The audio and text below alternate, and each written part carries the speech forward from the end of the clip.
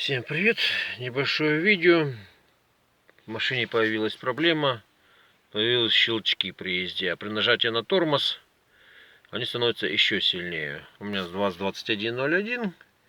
Вот такая штука. Это называется заднее колесо. Болт заднего колеса. Что происходит?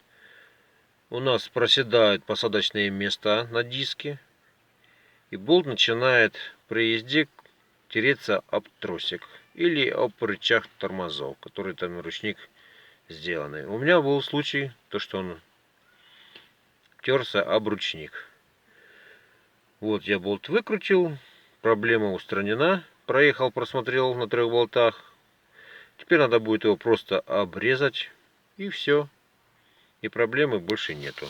Так на будущее всем, кому это будет полезно. Всем пока.